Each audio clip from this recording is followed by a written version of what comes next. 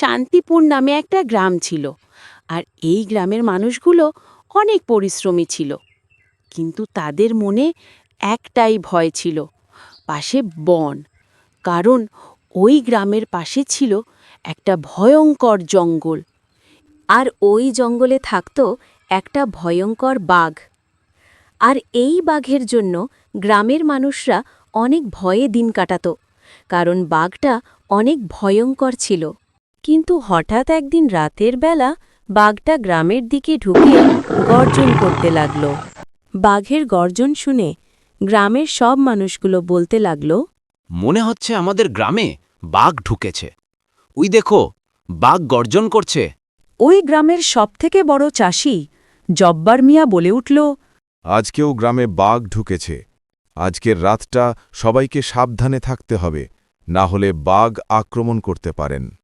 এদিকে বাঘটা কাউকে না দেখতে পেয়ে চলে গেল আর বলল, আজকে কাউকে দেখতে পাচ্ছি না। এখন তো আমার খুব ক্ষুধা পেয়েছে। আমি এখন কি খাবো? গ্রামের মানুষ বুঝি বড্ড চালাক হয়ে গেছে।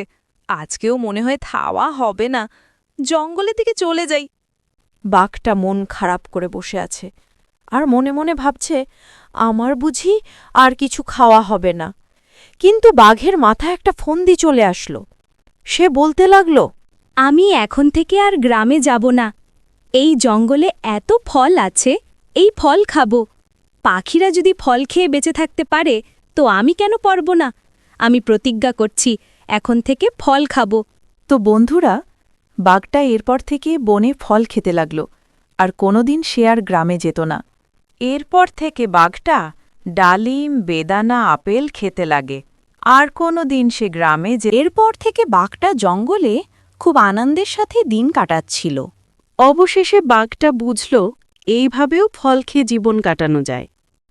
এরপর থেকে গ্রামের মানুষগুলো বাঘের পাশ দিয়ে গেলেও সে কিছু বলতো না। তো বন্ধুরা, আমাদের আজকের ভিডিওটি এই পর্যন্ত। আমাদের এই ভিডিওটা যদি ভালো লাগে, লাইক, কমেন্ট, শেয়ার করবেন। আর আমাদের চ্যানেলে নতুন হয়ে থাকলে চ্যানেলটি সাবস্ক্রাইব করে রাখবেন। ভালো থাকবেন, সুস্থ থাকবেন। আবার অন্য কোনো ভিডিওতে দেখা হচ্ছে। খোদা হাফেজ।